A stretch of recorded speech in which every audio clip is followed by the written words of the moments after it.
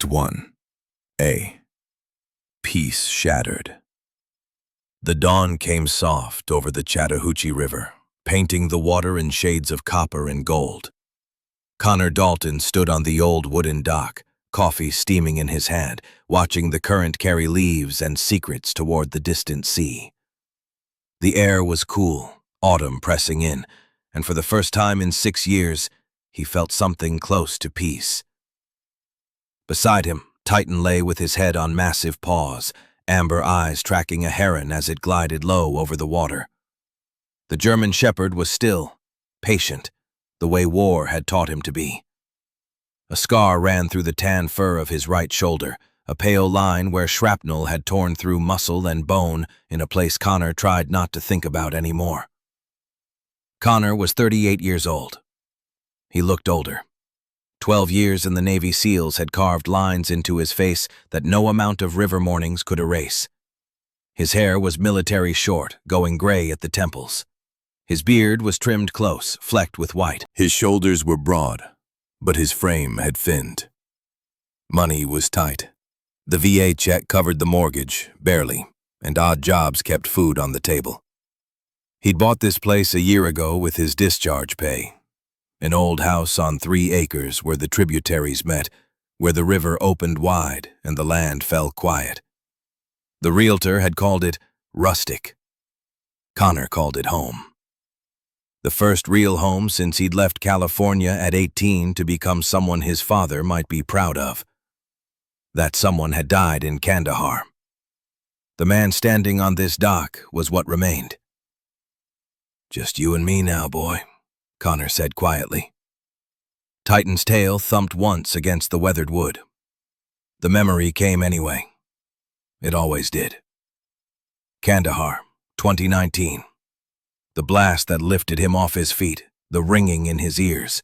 David Brooks shouting his name, Titan's frantic barking, David's body shielding Connor's as the second explosion tore through the compound. The weight of his best friend going limp. The silence that followed. Titan had crawled to David's body, whimpering, nudging the handler who would never wake up. When they loaded David into the transport, Titan had to be sedated. He fought the medics. He didn't understand why his person wasn't moving. Connor had made a promise that day. He would take care of Titan. He would give the dog the peace David never got. He shook his head, dispelling the images. The river flowed on, indifferent to memory. A barge horn sounded in the distance, low and mournful. "Come on," Connor said. "Let's get some work done." They walked back to the house. Titan moved with a slight hitch in his rear leg, legacy of the same blast that had taken David. The vet said it would never fully heal. The dog didn't seem to care. He'd been bred for work, trained for war, and retirement sat uneasily on his shoulders. Connor understood that feeling. The truck needed an oil change. The porch railing needed fixing. The gutters needed cleaning. 100 small tasks to fill the hours between dawn and dark. It was enough. It had to be enough. By 10 a.m., Connor was loading tools into the bed of his Ford F-250, a 98 model with 200,000 miles and a temperament to match. He needed supplies from the hardware store in town, 15 miles up the river road. Titan jumped into the truck bed without being asked, settling into his usual spot near the cab.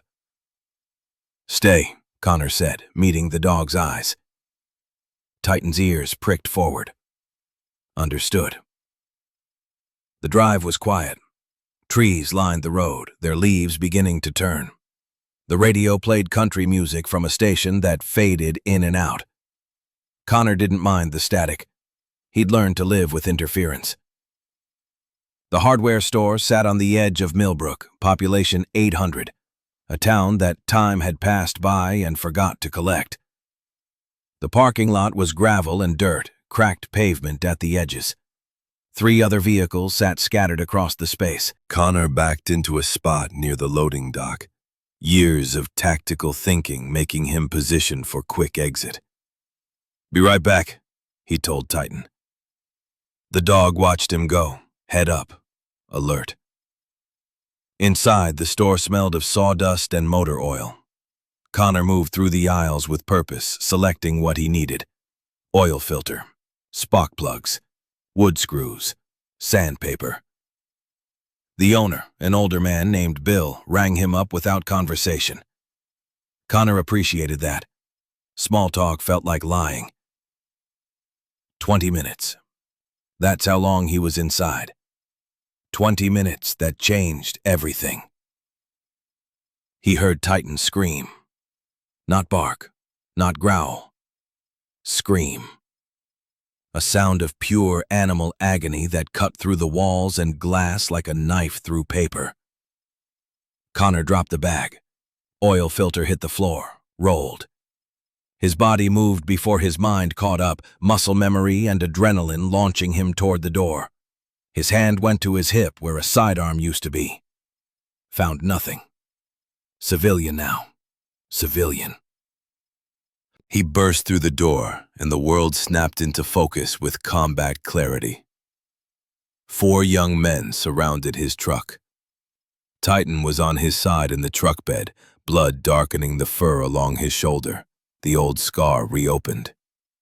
His breathing came in gasps, but even wounded, even bleeding, the dog had positioned himself between the men and the cab, guarding, protecting, doing what war had taught him. One of the men stood in the truck bed, early 20s, expensive clothes, face flushed with alcohol and cruelty. He held a metal pipe raised over his head. The end was bloody. Connor's vision tunneled, his heart rate slowed. Training took over. He crossed the parking lot in 4 seconds. "Hey!"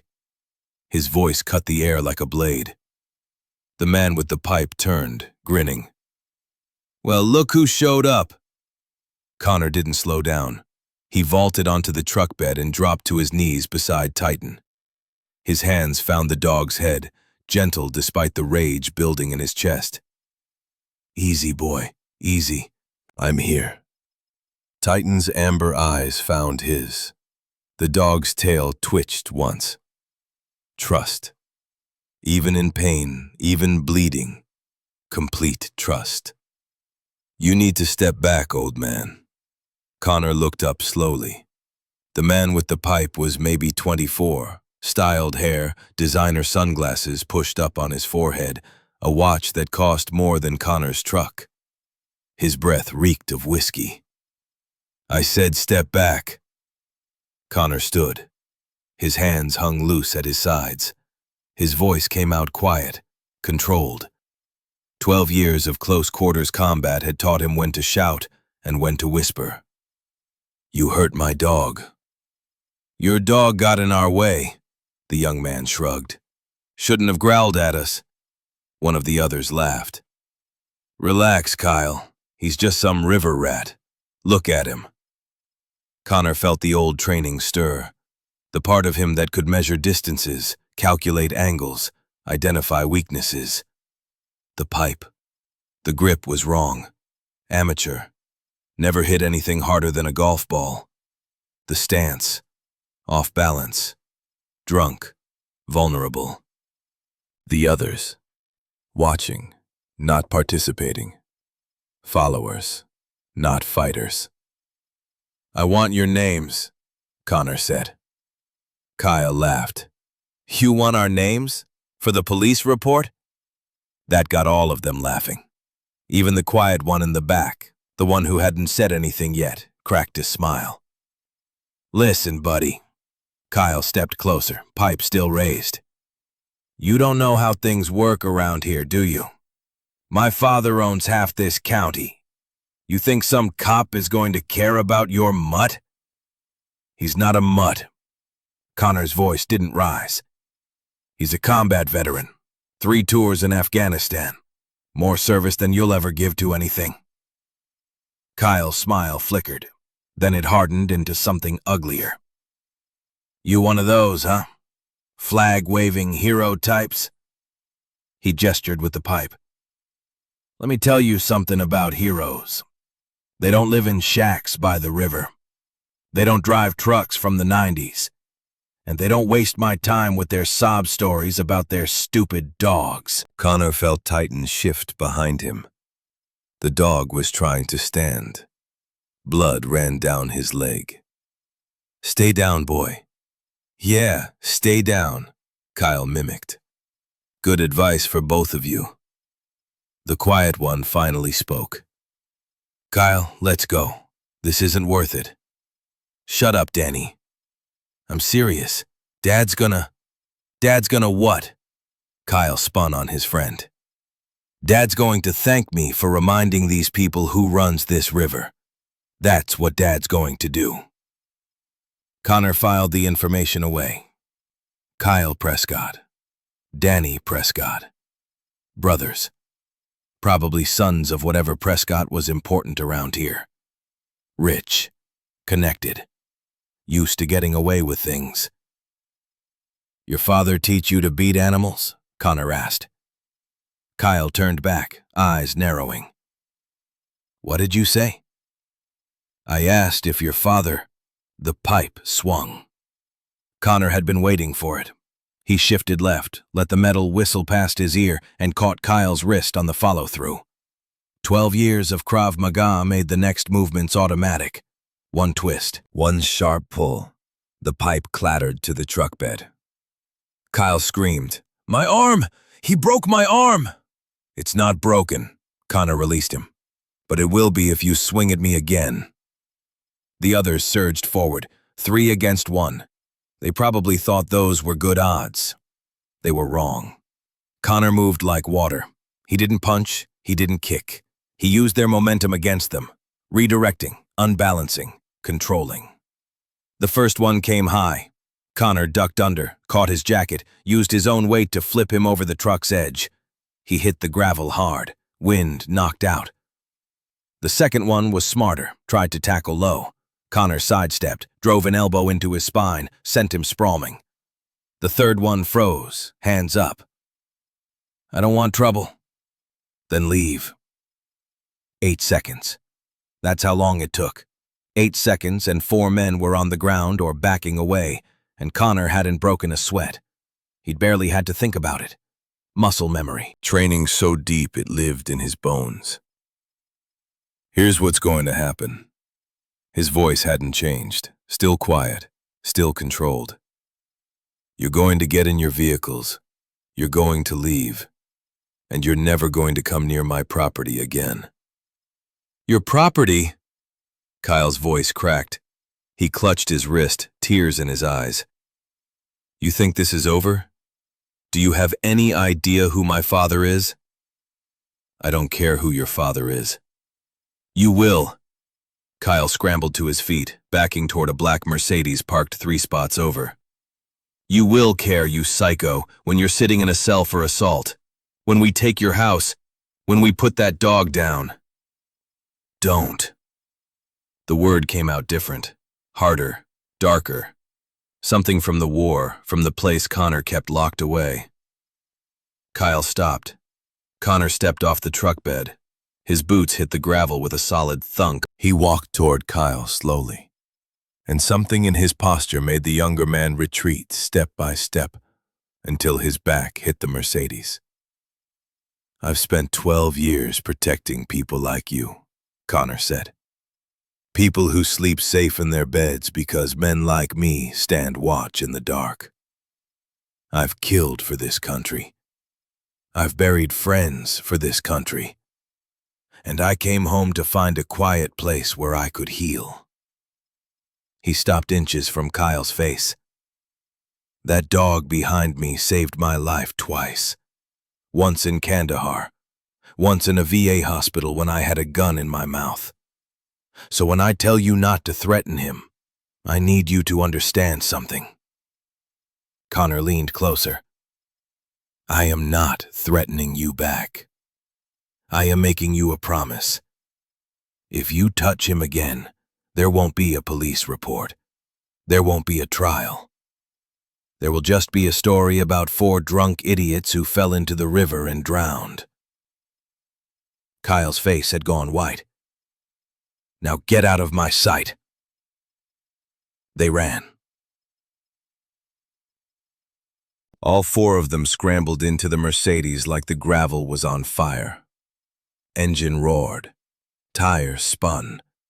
Within 60 seconds, they were gone, racing up the road toward whatever mansion their father owned. Connor watched them disappear. Then he turned back to Titan. The dog had managed to sit up, but his breathing was labored. Blood still seeped from the gash on his shoulder, reopening the old wound. His left front leg hung at an angle that made Connor's stomach clench. "Okay, buddy. Okay, we're going to get you fixed up." He lifted Titan carefully, cradling the 70-pound dog against his chest. Titan whimpered once, then pressed his muzzle against Connor's neck. I know it hurts. Stay with me." Connor carried him to the truck, laid him gently on a blanket in the cab, and drove. The nearest vet was 20 minutes away. Dr. Elena Voss ran a small clinic on the edge of town, mostly serving farm animals and hunting dogs. Connor had been there twice before, routine checkups. She was in her late 30s, with steady hands and kind eyes, and she didn't ask questions when Connor burst through her door with a bleeding German shepherd in his arms. "Table. Now." Connor laid Titan down. Elena was already reaching for supplies, moving with the efficiency of someone who'd seen worse. "What happened?" "4 men. Metal pipe." Elena's jaw tightened. "The Prescott boys." Connor looked at her sharply. "You know them?" "Everyone knows them." She was cleaning the wound now, movements quick and precise. "They've been terrorizing this area for months, ever since their father started buying up riverfront property." "Buying? Or taking?" Elena paused, her eyes meeting his. "You're the new owner at the crossing, aren't you? The old Miller place." "It's not the Miller place anymore. It's mine." "Then you need to be careful, Mr. Dalton. Connor Dalton." "Mr. Dalton." Elena returned to her work. "The Prescotts don't like being told no, and they really don't like being embarrassed." She examined Titan's leg, her fingers gentle but thorough. "This wound is deep, but it's clean. No major arteries hit. He'll need stitches and antibiotics, but he should recover." Connor let out a breath he hadn't realized he was holding. "Thank you." "Don't thank me yet." Elena's voice dropped. "You made enemies today, powerful ones. And in this county, power has a way of making problems disappear. I've dealt with powerful enemies before." "Have you dealt with Sheriff Blackwood?" Connor frowned. "The local sheriff?" "Raymond Blackwood. He's been in Hank Prescott's pocket for 15 years. Half the department is on the payroll. The other half is too scared to talk." Elena finished the last stitch and began bandaging. 3 families have left this area in the past 6 months. All of them owned property the Prescotts wanted. All of them had accidents." "What kind of accidents?" "Boats sinking, barns burning, dogs going missing." She looked at Titan. "Guess now we know they've graduated to direct assault." Connor processed this. His mind shifted into operational mode, gathering intelligence, mapping terrain, identifying assets and liabilities. "Why are you telling me this?" Elena was quiet for a moment. "My brother owned a bait shop down by the South Fork. Beautiful little place. He'd run it for 20 years. When Prescott made an offer, my brother said no." "What happened?" "Someone beat him so badly he can't walk without a cane. Sheriff said it was a robbery, nothing stolen, no witnesses. Case closed." Her eyes hardened. "Miguel is 62 years old. He served in the Marines, and they put him in a wheelchair because he wouldn't sell a bait shop." Connor felt something cold settle into his bones. Not fear. Something older. Something he'd felt in the desert when he realized the mission had changed and the rules no longer applied. I'm sorry about your brother. Don't be sorry. Elena finished with Titan and wiped her hands. Be smart. These people don't fight fair. They have money, connections, and no conscience. You're one man with an injured dog. What are you going to do? Connor looked at Titan. The dog was sedated now, breathing evenly, the white bandage stark against his tan and black fur. I'm going to protect what's mine. And when they come back? Because they will come back. Then I'll be ready.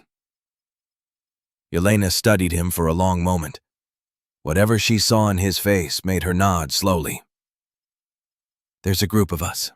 Property owners, business people. We've been documenting what the Prescotts have done. Quietly, carefully. But we have no one willing to stand up. No one willing to be the first. First to what? First to fight back. Connor thought about the river crossing, about the house he'd bought with his discharge pay, about the quiet mornings on the porch, watching barges slide past, feeling something like peace for the first time in years. He thought about Titan, bleeding and broken, still trying to stand guard. Give me the documents. Elena's eyes widened. You're serious? I don't make jokes, Dr. Voss. She hesitated. Then she walked to her office and returned with a thick folder, pressing it into his hands. Names, dates, photos, everything we've been able to gather. It's not enough for a court case, but it's a start. Connor took the folder. It was heavier than it looked. I'll be in touch. Mr. Dalton. Elena caught his arm as he turned to leave. The last man who stood up to Hank Prescott. They found his boat 3 miles downriver. Empty. They never found him. Connor met her eyes. They've never met someone like me. He drove home with Titan sedated in the passenger seat, the folder on the dashboard, and a new understanding of what he'd walked into. The river crossing wasn't just property anymore. It was a battlefield. And Connor Dalton hadn't lost a battle yet. Act 1B. Deputy's arrival. The house was quiet when he arrived. Connor carried Titan inside, laid him on the old couch, covered him with a blanket. The dog's breathing was steady, peaceful. The sedation would last another few hours. Connor sat on the floor beside the couch, back against the cushions, and opened the folder. What he found made his blood run cold. Hank Prescott had been systematically acquiring riverfront property for 5 years. The pattern was always the same. Low offers, followed by intimidation, followed by accidents. Those who sold got pennies on the dollar. Those who didn't faced harassment, property damage, or worse. But it wasn't just about land. Connor spread the documents across the floor. Property maps, satellite images, photographs taken at night showing boats moving without lights, meeting larger vessels offshore. Shipping manifests that didn't match official records.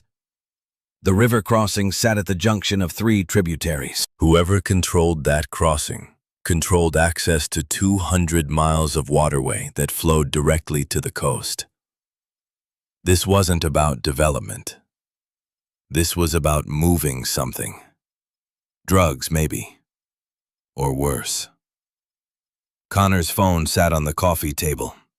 He stared at it for a long moment, then picked it up and dialed a number he hadn't called in 2 years.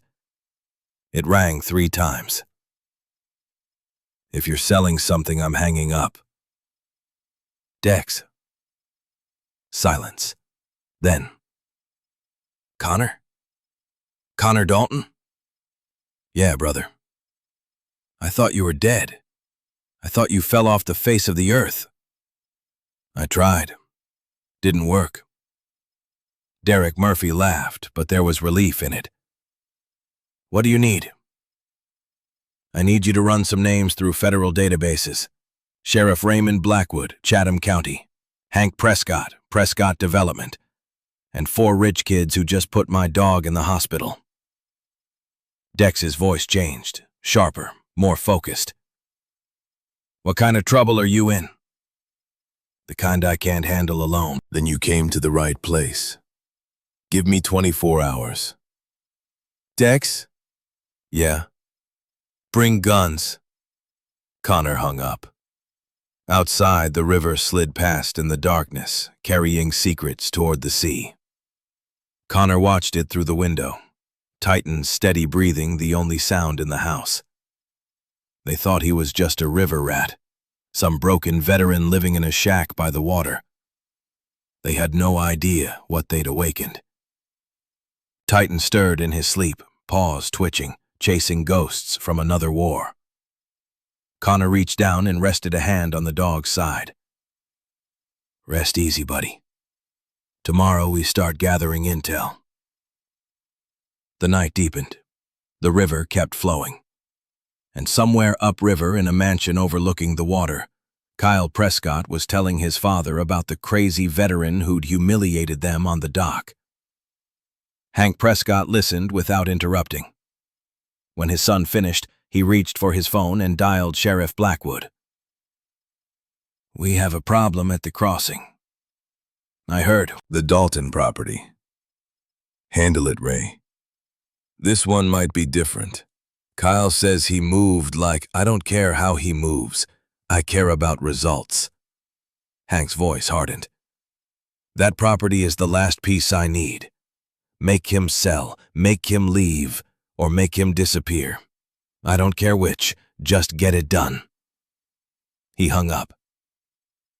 On the river, a barge's horn sounded once, long and low, echoing across the water like a warning.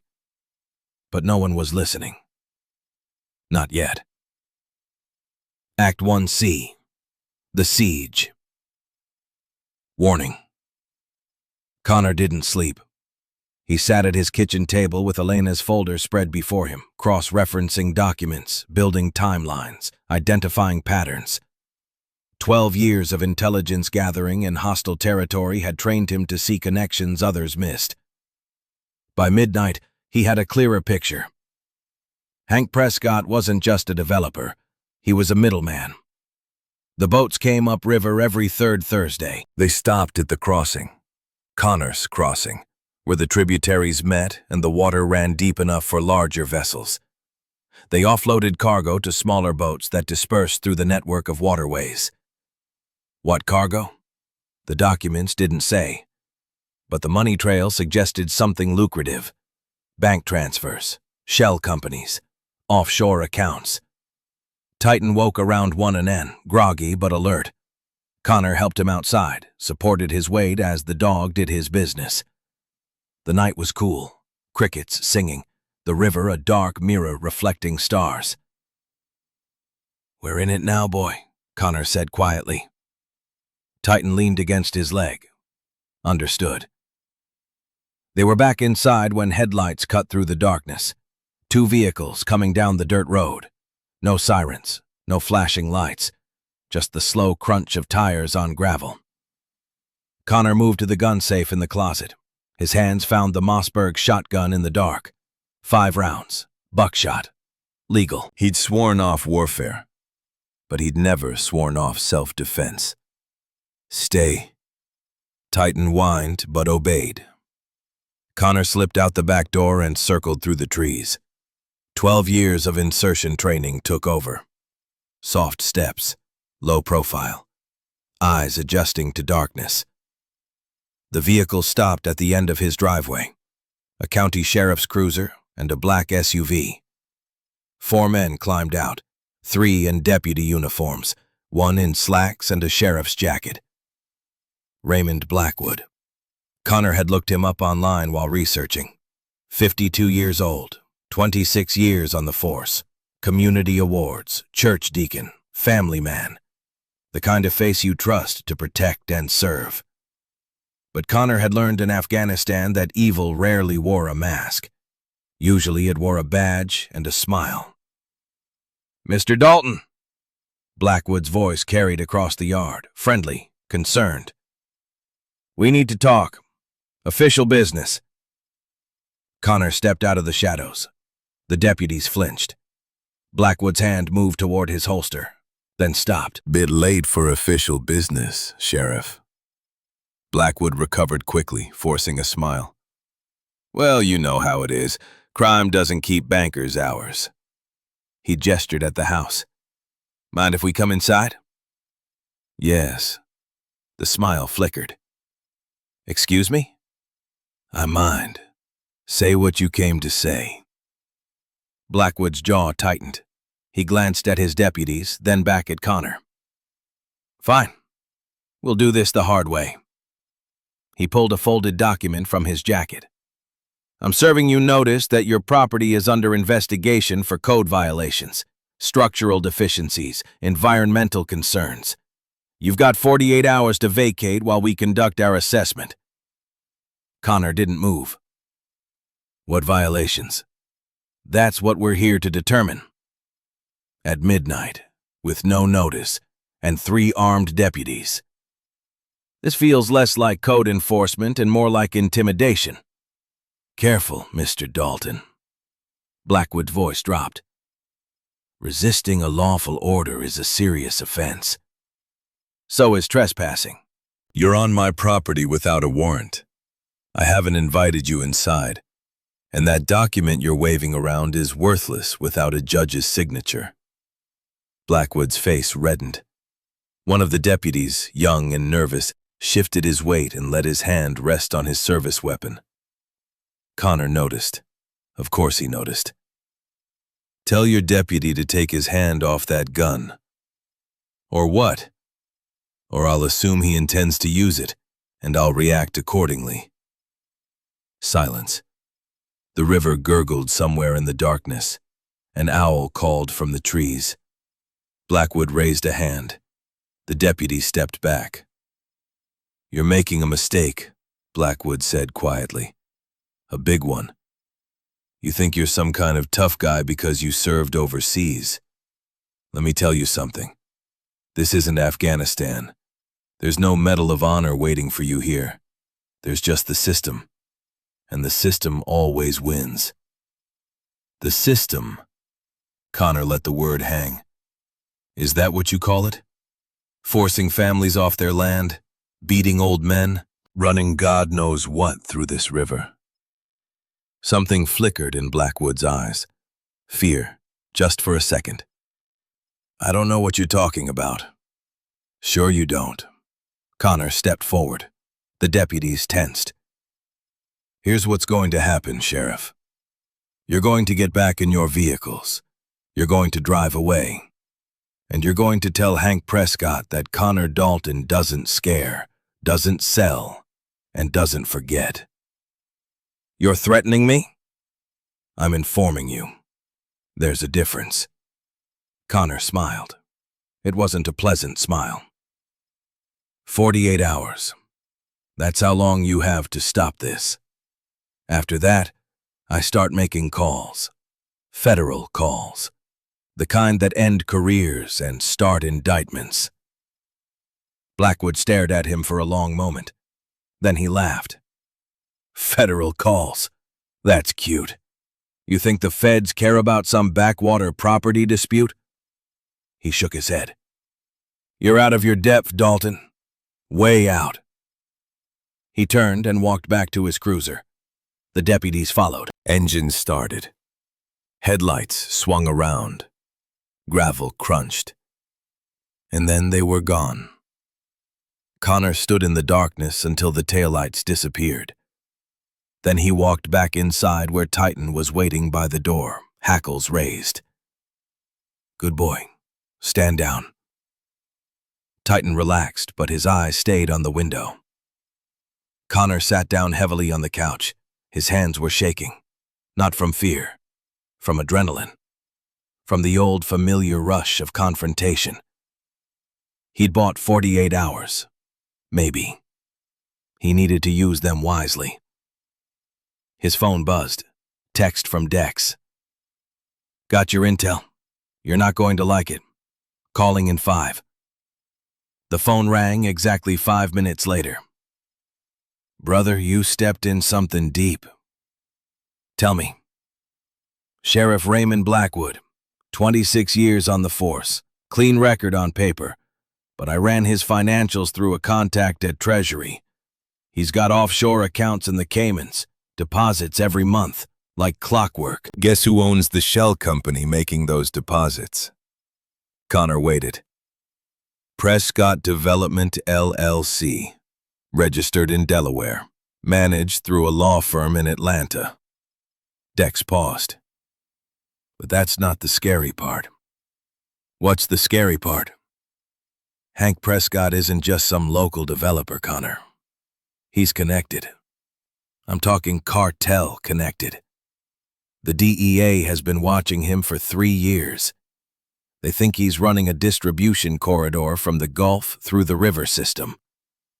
Your river system. Connor looked out the window. The water moved slowly in the fading light, carrying boats and secrets toward the sea. Why haven't they moved on him? No proof. Everything's insulated. Boats come in, boats go out. Nothing sticks. They've been waiting for someone on the inside to flip, or for Prescott to make a mistake. Dex laughed, but there was no humor in it. Congratulations. You just became the mistake. What do you mean? I mean, you embarrassed his sons in public. You refused to sell. And you're sitting on the one piece of property that controls access to the entire corridor. Prescott can't operate without that crossing, which means he can't let you keep it. Connor processed this. His mind mapped scenarios, contingencies. How long until you get here? 18 hours. I'm bringing equipment and backup. Who? Remember Carlos Weber from Team 4? And Nate Foster? They're both stateside, both bored. When I told them a brother needed help, they didn't even ask questions. Connor felt something loosen in his chest. He hadn't asked for a team, just asked Dex. But the brotherhood ran deeper than that. I owe you. You don't owe me anything. You carried me 3 miles through Taliban territory with a bullet in your leg. This is just evening the score. Dex's voice hardened.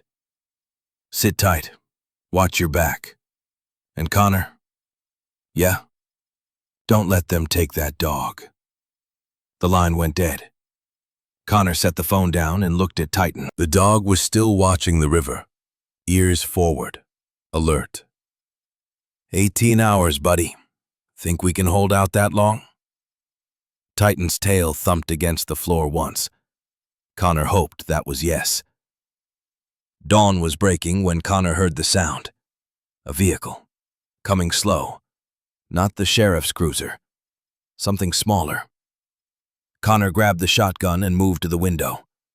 A beat-up Honda Civic pulled into his driveway and parked. The door opened. A woman stepped out. She was in her late 20s, medium height, dark hair pulled back in a ponytail. She wore jeans, a Henley shirt, and a county sheriff's badge on her belt.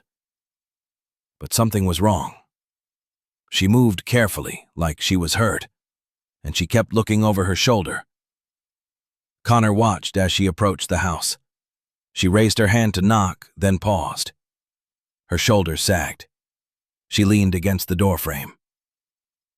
That's when Connor saw the blood on her sleeve. He opened the door. She nearly fell. Deputy Morgan Hayes, She said, voice strained. I need your help. And I think you need mine. Connor caught her as her legs gave out. Behind them, Titan appeared in the doorway. He sniffed the woman once, then sat, the canine alert position. Trust. Connor looked at the badge, at the blood, at the fear in her eyes. Come inside, he said.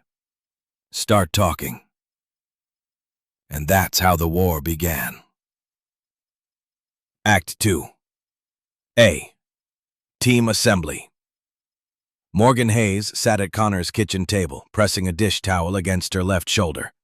Blood seeped through the fabric, slow but steady. Her face was pale, jaw clenched against pain.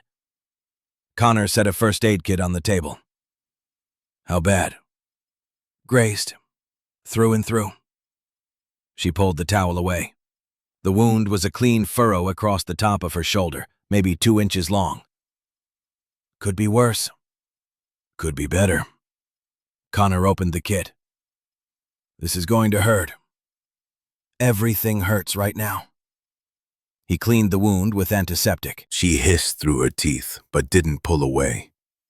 Her hands gripped the edge of the table, knuckles white. Titan sat beside her chair, watching. Not aggressive. Protective. The dog sensed something in this woman that Connor was still trying to figure out. "Start talking," Connor said as he worked. Why is a sheriff's deputy bleeding on my property at 6 in the morning? Morgan took a breath. How much do you know about what's happening on this river? Enough. Prescott's buying land, Blackwood's in his pocket, and 4 rich kids think they can do whatever they want. It's bigger than that. Morgan winced as Connor pressed gauze against the wound. Much bigger. She reached into her jacket pocket with her good arm and pulled out a phone. Not her personal phone, a burner. She set it on the table. 3 weeks ago, my cousin disappeared. Kayla Hayes, 19 years old. She was driving home from her shift at a truck stop on I-90. Never made it. Connor's hands stilled. Blackwood closed the case. Called her a runaway. Said she probably went to Atlanta with some boyfriend. But Kayla didn't have a boyfriend, and she was saving money for nursing school. She wouldn't just leave. Morgan's voice cracked. She's all I have left.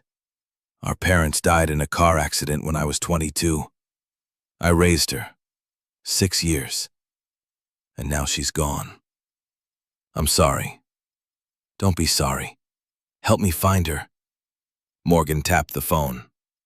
I started digging, quietly. Found 10 other missing women in the past 18 months, all between 17 and 26. All last seen near truck stops or gas stations along the interstate. Connor finished bandaging her shoulder and sat down across from her. You think they're connected? I know they're connected. Same pattern, same timeline, all within 50 miles of this river. She opened the phone and pulled up a map marked with red pins. Look at the distribution. Connor studied it. The pins formed a corridor following the waterway, clustering near the tributaries. Trafficking, he said quietly. That's my theory. But when I brought it to Blackwood, he shut me down. Told me I was seeing patterns that weren't there. Told me to drop it or I'd lose my badge. So you kept digging. I'm a deputy. It's my job to protect people, even if my boss is dirty. Morgan closed the phone. 2 days ago, I found something. A boat registration that connects to one of Prescott's shell companies. The same boat was spotted near 3 of the disappearance sites. Let me guess. You started asking questions. I made the mistake of filing a report. Through official channels. Morgan touched her shoulder. Last night, Deputy Warren pulled me over. Said Blackwood wanted to see me. When I got to the meeting point, Warren and 2 others were waiting. They weren't there to talk. Connor's expression hardened. They did this. Warren said I was asking too many questions, that I needed to understand how things work in this county. I fought back, got to my car, drove here because... She paused. Because you're the only person who stood up to them. The only person who might actually do something. How'd you know where I live? I ran your plates after the hardware store incident. Wanted to know who you were. Morgan met his eyes. Navy SEAL, 12 years, Team 3. Honorable discharge, 3 commendations. And a history of winning fights everyone said were unwinnable. Connor stood and walked to the window. Dawn light was spreading across the river, turning it copper and gold. I'm not that person anymore. Maybe not. But Titan is still that dog. They both looked at the German shepherd. He sat at attention, watching them both, ears forward. He was a military working dog, Morgan said. I can tell by how he moves, how he watches. He's not a pet. He's a soldier. He's retired. So are you. And yet here we are. Before Connor could respond, his phone buzzed. Text from Dex. 30 minutes out. Hope you made coffee. Connor showed Morgan the message. I called in reinforcements, ex-teammates. They're about to make this situation more complicated. Or less. Morgan stood carefully. I have evidence on that burner. Photos, recordings, everything I could gather before Warren came for me. But I can't go to the state police, can't go to the FBI, not through official channels. Blackwood has connections everywhere. So what's your plan? Same as yours, I think. Gather enough evidence that they can't bury it, then burn their whole operation to the ground. Connor studied her. Young, determined, wounded but not broken. He'd served with men who had half her courage. You should leave, he said. Get out of town. Let me handle this. That's not happening. Deputy Morgan. My name is Morgan, and I'm not leaving without my cousin. Her voice turned to steel. You want to protect your dog and your land? Fine. I want to save Kayla and 10 other women who might still be alive. We can help each other, or we can work separately and probably both die. Your choice. Titan stood and walked to Morgan's side. He leaned against her leg. The dog had decided. Connor sighed. Fine, but you follow my lead. These men are coming from a war. They operate differently than cops. Good, because cops aren't winning this fight. The rumble of engines reached them. 3 trucks in formation coming down the dirt road. Connor grabbed his rifle from the closet. Stay here. Let me make sure it's them. He stepped onto the porch, weapon ready. The trucks rolled to a stop. 3 men climbed out, moving with the easy confidence of people who'd seen the elephant and lived to tell about it. Derek Dex Murphy was first. 40 years old, lean and hard, with a shaved head and tattoos covering both arms. He wore tactical pants and a t-shirt that said, "Not dead yet," in faded letters. Carlos Weber followed. 39, built like a tank, 6'4" and 240 pounds. His hands looked like they could crush concrete. His face was surprisingly gentle. Nathaniel Nate Foster came last. 41, medium height, quiet eyes that never stopped moving. He wore jeans and a flannel shirt, but he moved like smoke. There and gone. Well, well, Dex grinned. Look what the river dragged in. They embraced, quick and hard. Brothers reunited. Boys, Connor said, welcome to the circus.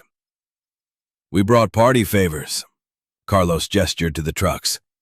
Surveillance equipment, radios, body armor. Enough firepower to start a small war. Might need it. Nate was already scanning the property, identifying sight lines and entry points. Defensible. Good elevation. River's a problem. Too many approach vectors. We'll manage. Connor led them inside where Morgan was standing by the table, good hand resting near her service weapon. Easy. Connor raised a hand. Deputy Morgan Hayes, meet my old team. Dex, Carlos, Nate. They're here to help. Morgan relaxed slightly. You brought an entire SEAL team to a property dispute? It's not a property dispute, Connor said. Show them. Morgan pulled out the burner phone and laid out everything.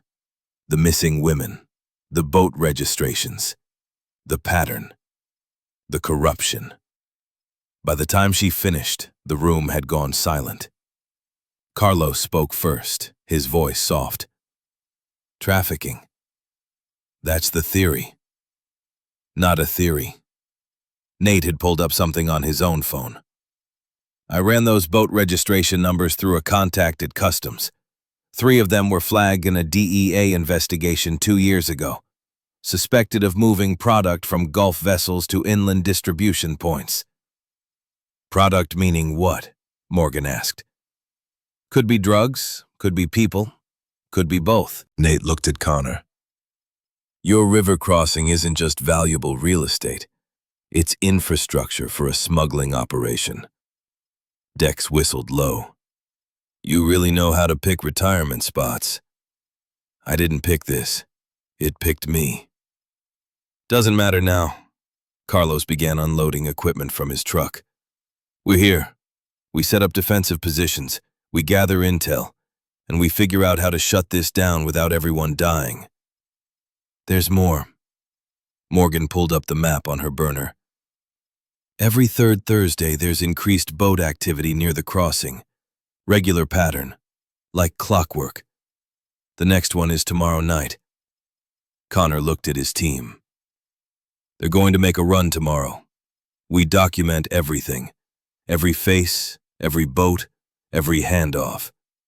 Then we take that evidence to someone who can actually do something about it. Who? Morgan asked. Blackwood controls the local police. The state police won't move without local cooperation. We go federal. Dex pulled out his own phone. I still have contacts at NCIS, and Connor's got a friend at the FBI.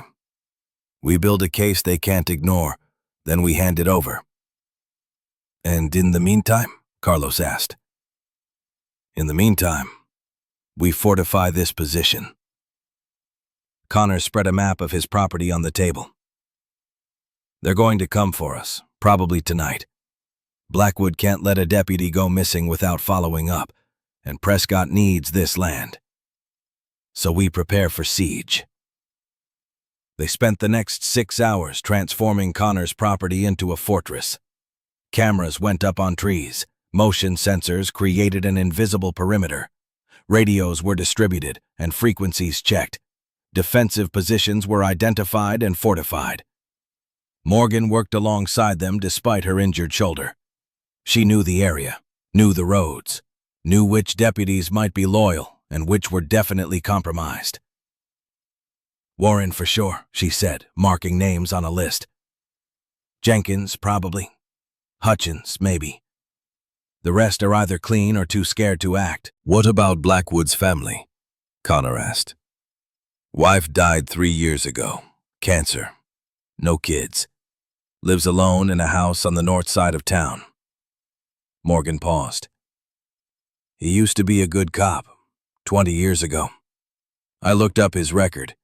He actually cared about people. What changed? Same thing that always changes people.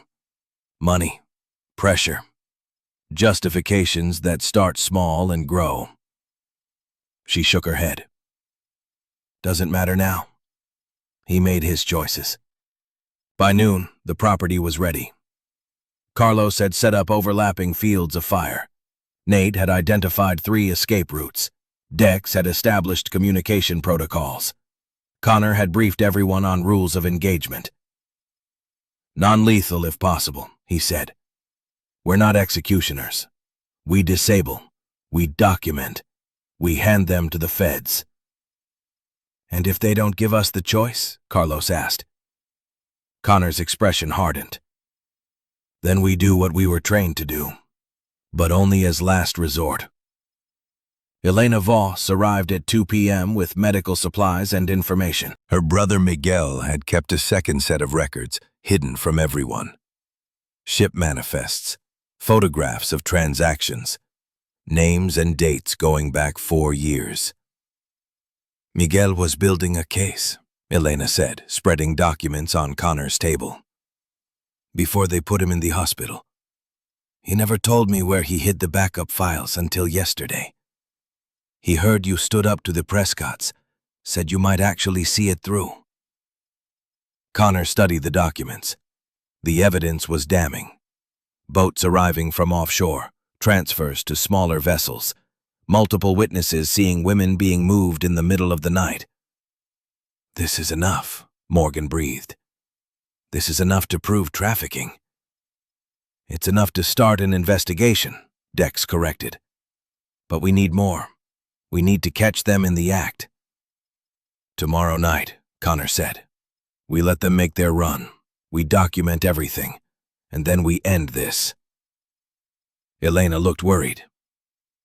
"They'll know you're watching. They'll come prepared." "Good." Connor met her eyes. "I'm tired of waiting. Let them come." Luther Washington showed up at 4 p.m.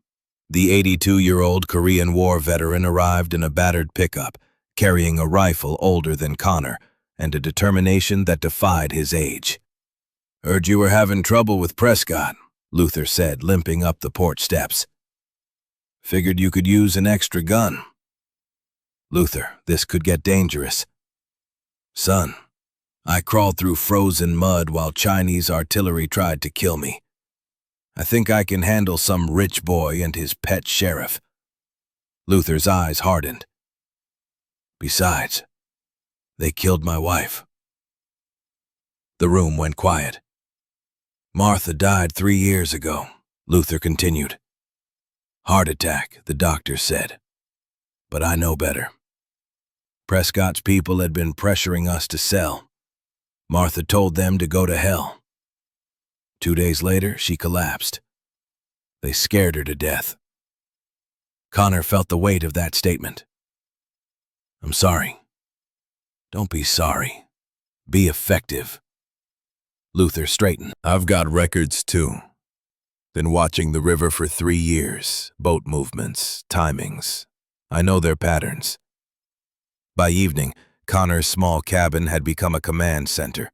Maps covered the walls, surveillance feeds streamed to laptops, radios crackled with status updates. 7 people working toward the same goal: stopping the evil that flowed through these waters. Act 2. B. First Blood. The attack came at midnight. Titan's head snapped up first, a low growl building in his throat. Connor was on his feet before the sensors beeped, muscle memory and dog sense moving him toward the window. Headlights. Multiple vehicles. Coming fast. "Contact," Dex called from the roof position. 6 vehicles. Looks like 16 hostiles, armed with bats, pipes. I see 2 pistols. Connor grabbed his radio. "Rules of engagement. Non-lethal unless they shoot first. Carlos, east perimeter. Nate, west. Morgan, you're on overwatch with Luther. Dex, you've got command from the roof." "What about you?" "Titan and I are going to have a conversation with our guests." Connor stepped onto the porch. Titan moved beside him, hackles raised but disciplined. The dog's canine training showed in every line of his body, alert, ready, controlled. The vehicle stopped at the property line. Men poured out. Connor recognized some from the hardware store. Others were new, hired muscle. The kind of men who did violence for money and asked no questions. "Connor Dalton," a voice called from the darkness. "Sheriff says you got 48 hours to vacate. We're here to help you pack." Connor said nothing, just stood on his porch, rifle resting casually across his arms. "Not talking? That's okay. We'll do the talking with fists." They advanced, 16 men moving toward the house with weapons raised and bad intentions clear. Connor raised his radio. "Light them up."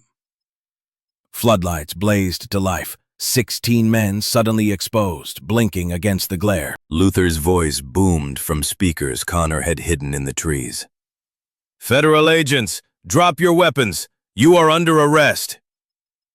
It was a bluff. There were no federal agents. But in the confusion and the light, the attackers didn't know that. They hesitated.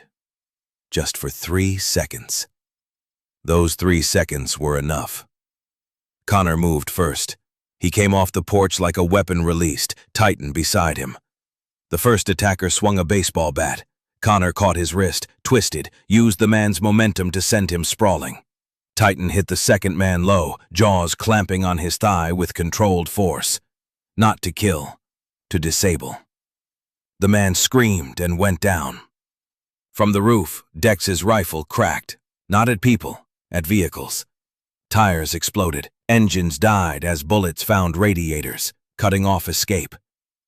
Carlos emerged from the east side like a bear from hibernation. He didn't shoot. He didn't need to. 3 men rushed him. Carlos caught the first by the jacket and threw him into the second. Both went down hard. The third swung a pipe. Carlos blocked it with his forearm, absorbed the impact, and delivered a palm strike to the man's chest that lifted him off his feet. Nate was smoke and shadow. He appeared behind 2 attackers, struck pressure points, and they dropped. He vanished before anyone could react. Reappeared near the vehicles, dropped 2 more. Ghost moving through chaos. Morgan and Luther provided cover fire, not aiming to kill, aiming to suppress. Rounds kicking up dirt near attackers' feet, forcing them to take cover, keeping them pinned. Connor moved through the fight like water.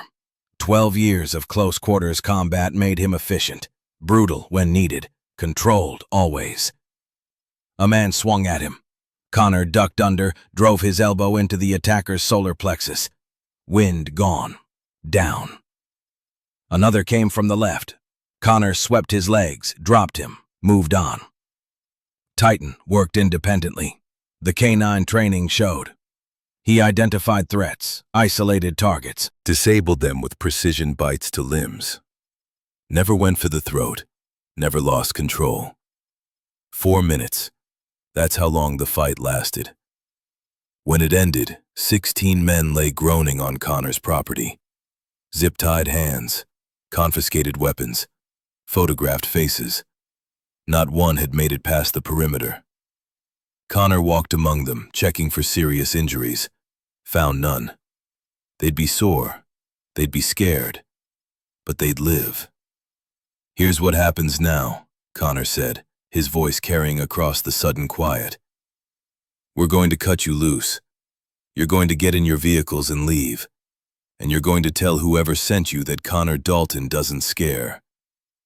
"You're crazy," one of them gasped. Prescott will what? Send more people? I've got cameras recording everything. Your faces, your plates, your weapons. I've got evidence of armed trespassing and assault. So when you report back, you tell him that next time won't be this gentle." Carlos and Nate cut the zip ties. The men scrambled to their feet, limping to their vehicles. Tires were flat. Radiators leaked. But engines still worked.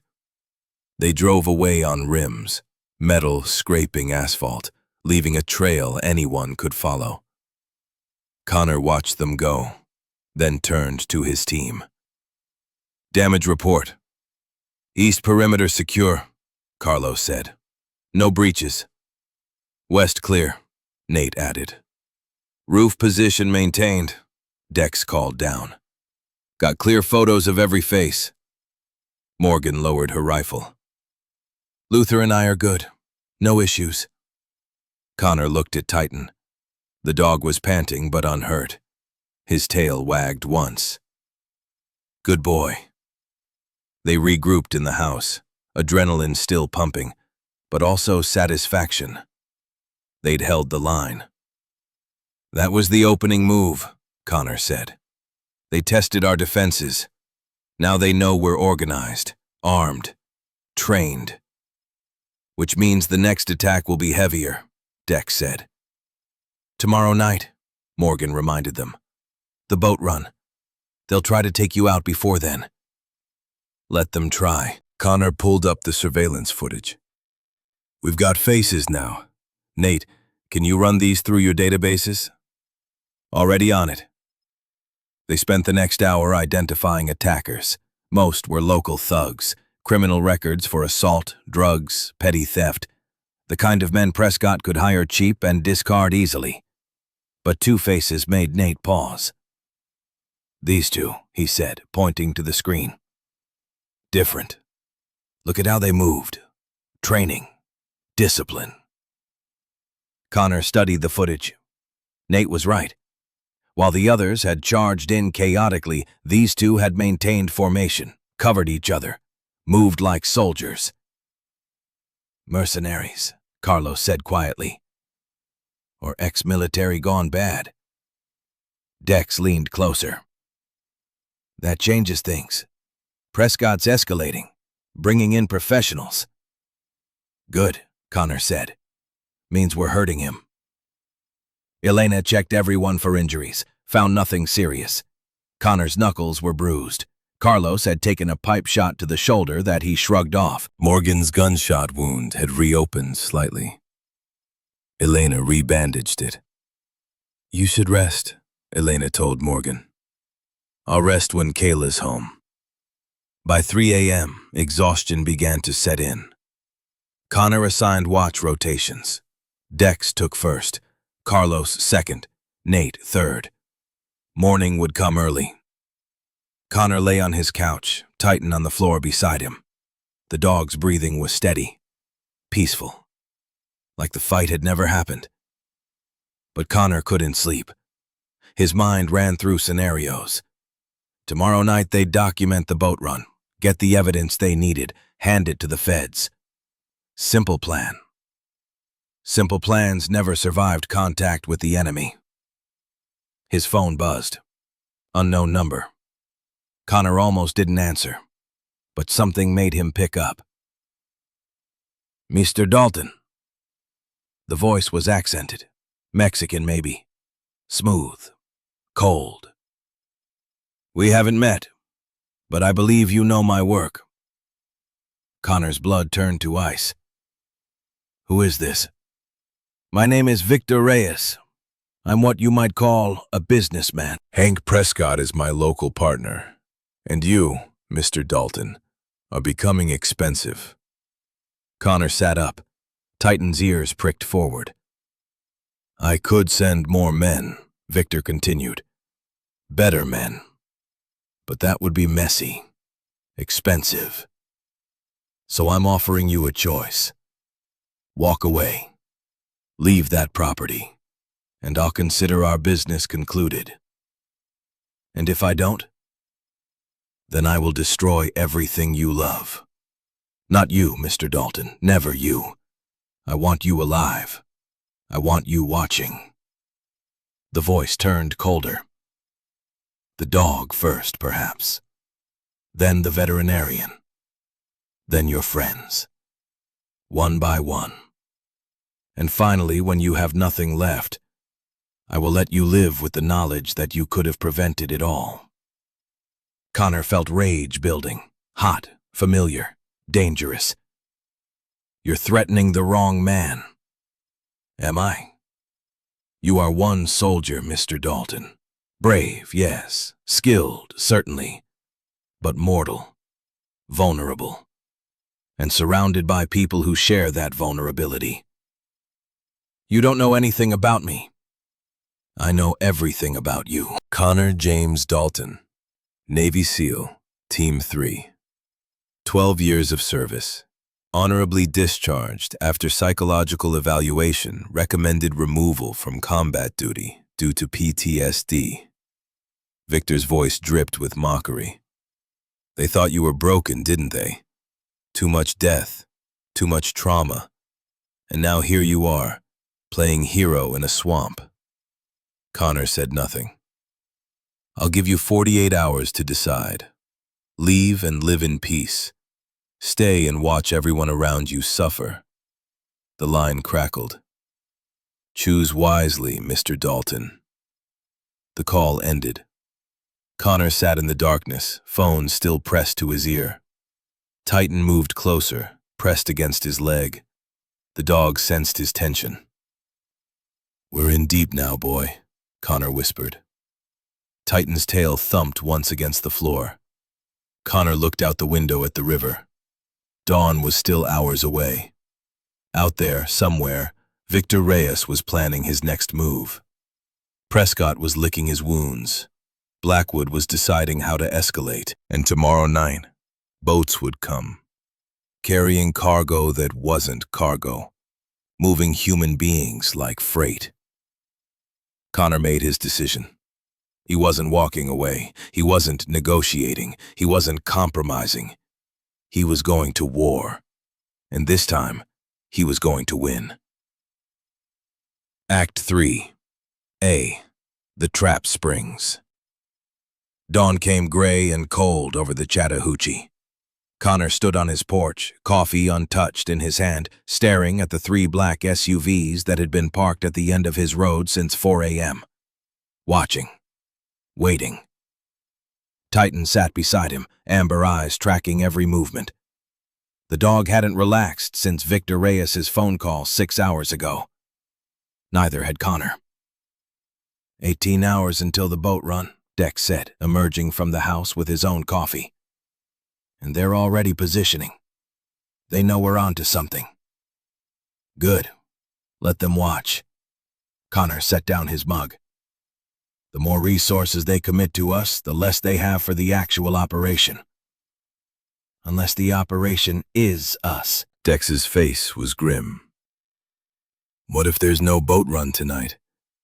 What if this whole thing is about eliminating witnesses before the feds can move? Connor had considered that. Spent the sleepless night running scenarios. Every tactical assessment led to the same conclusion. They were walking into a killing box. "Morgan," Connor called through the screen door. "Any word from Agent Webb?" Morgan appeared, phone pressed to her ear, still coordinating. She'd been up all night too, working every federal contact she had. Building the case that would bring down Blackwood, Prescott, and Reyes, if they lived long enough to present it. "Webb says the task force is mobilizing. Coast Guard assets moving into position. FBI tactical teams staging in Brunswick."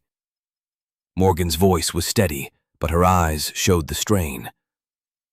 "But Connor, they won't move without probable cause. We need evidence of a crime in progress. We'll get it tonight. If there is a tonight." The radio on Connor's belt crackled. Nate's voice, tight with tension.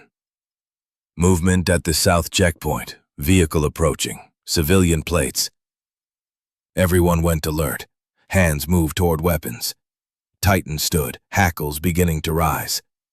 Connor raised binoculars. A battered Honda Civic, older model, civilian plates. But the way it moved was wrong. Too confident, too deliberate. The car stopped at the property line. Driver's door opened.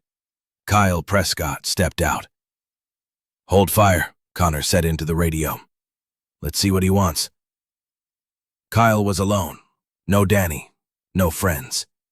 He wore jeans and a t-shirt, looked like he hadn't slept.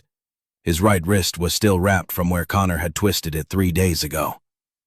He walked forward slowly, hands visible. No weapon. Connor met him halfway across the yard. Titan stayed close, growling low. "Easy, boy." Kyle stopped 10 feet away. "Mr. Dalton, I need to talk to you." "You've got 30 seconds before my team decides you're a threat." "My father," Kyle's voice cracked. "He's not who I thought he was. None of this is what I thought." Connor waited.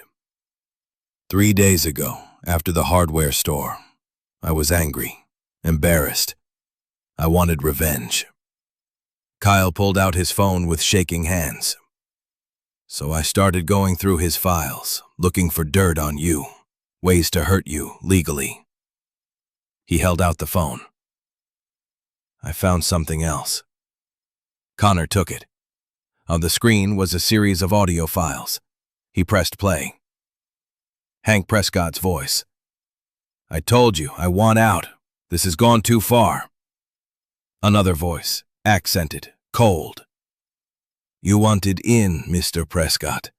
You took the money. You facilitated the operation.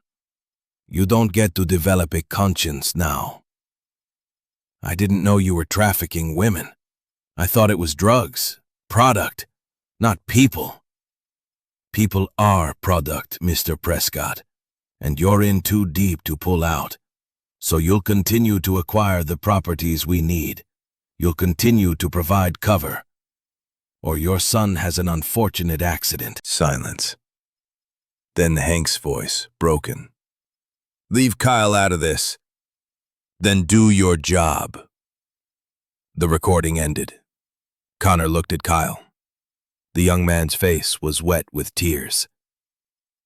I'm so sorry, Kyle whispered. About your dog. About everything. I didn't know. He never told me.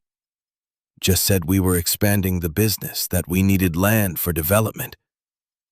I thought we were building houses. How long has this been going on? The recordings date back 4 years, but I think longer. Dad changed after Mom died. Got desperate for money, medical bills. Her treatment bankrupted us. And then, Kyle gestured helplessly.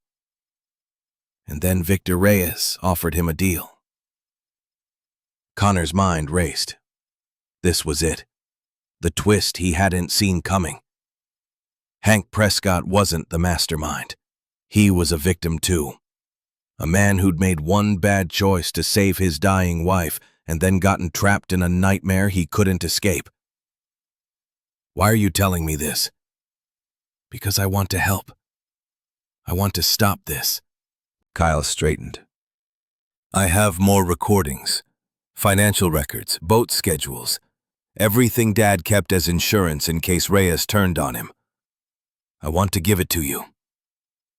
This could get you killed. I know, but I can't live with what they're doing, with what Dad's become. Kyle's jaw set. My mom was a good person. She wouldn't want this, any of this. Connor studied him.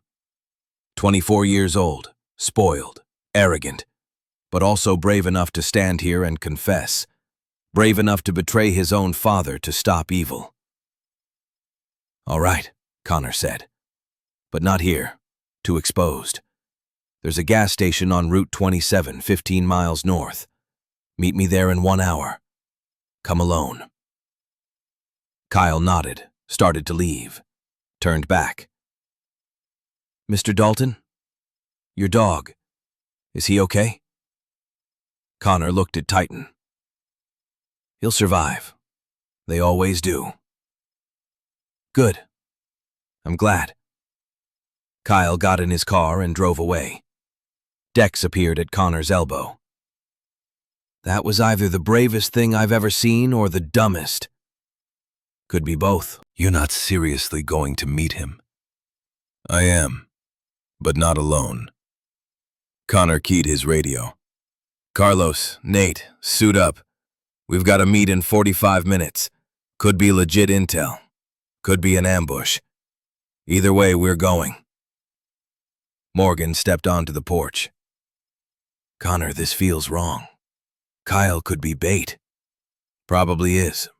But if those recordings are real, they're the smoking gun we need. Evidence that Prescott was coerced, that Reyes is running the whole operation. Webb can use that. Then let me go instead. I'm law enforcement. You're a target, Morgan. Reyes specifically asked for you. You stay here with Dex and Luther, defend the property. We'll handle the meat.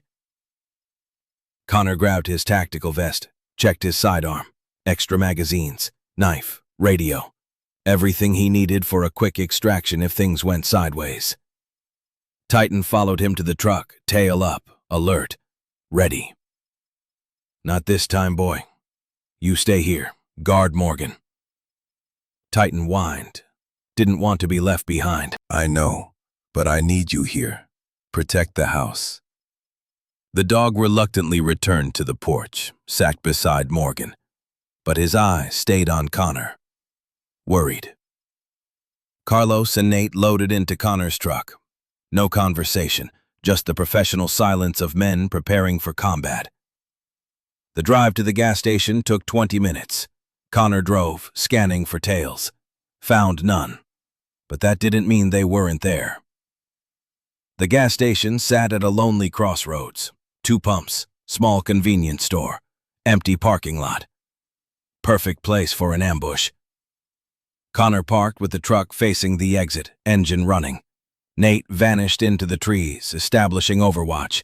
Carlos positioned near the store, watching approaches. Kyle's Honda pulled in exactly on time. The young man got out, carrying a leather bag. He looked terrified. Connor stepped out to meet him. "You alone?" "Yes, I swear. I didn't tell anyone, not even Danny." "The recordings. Hand them over." Kyle reached into the bag. And that's when Connor saw it. The slight tremor in Kyle's hand. The way his eyes kept darting to the road. The sweat on his forehead despite the cool morning. "Kyle," Connor said quietly. "What did you do?"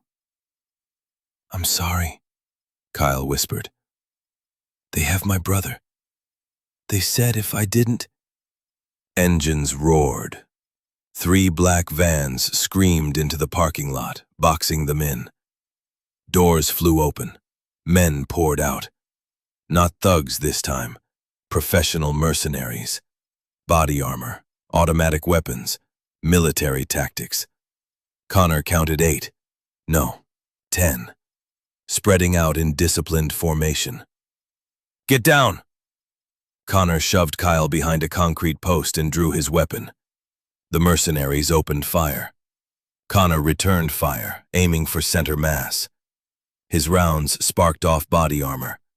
The mercenaries kept coming. Nate's rifle cracked from the trees. 1 mercenary dropped, shot through the gap between helmet and vest. Professional precision. Carlos emerged from cover, shotgun booming. Another mercenary went down, legs shattered. But there were too many. They had better position, better equipment, and they weren't trying to capture. They were shooting to kill.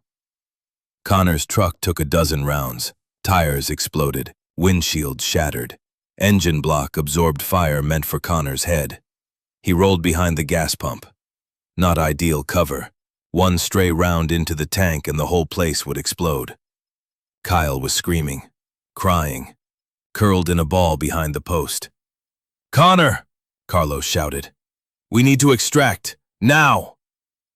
But there was no extraction. The mercenaries had them pinned, and more were coming.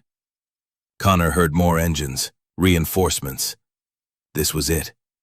The killing box. And they'd walked right into it. A mercenary rushed Connor's position. Connor fired 3 times. Headshot. The man dropped. Another came from the left. Connor blocked the rifle, drove his knife into the gap under the man's arm where the armor didn't cover. Twisted. The man gasped and fell. Titan's bark cut through the chaos. Connor's head snapped up. No, the dog was supposed to stay at the house. But Titan had never been good at following orders when Connor was in danger.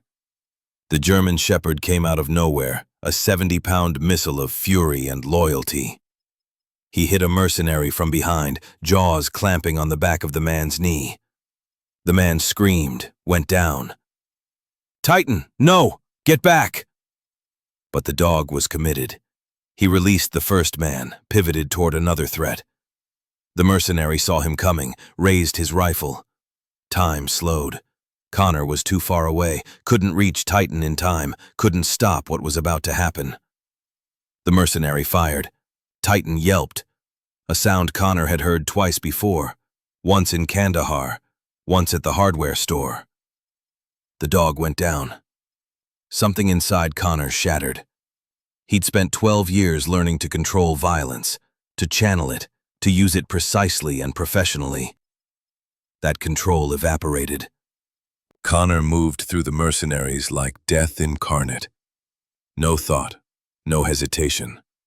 Pure combat instinct honed by 1,000 firefights. The first man lost his weapon to a joint lock and his consciousness to an elbow strike. The second tried to shoot. Connor was inside his range before the rifle could track. Knife to the throat. efficient, final. The third and fourth came together. Connor used the third's body as a shield, let him absorb his partner's bullets, then dropped both with precise strikes to vital points.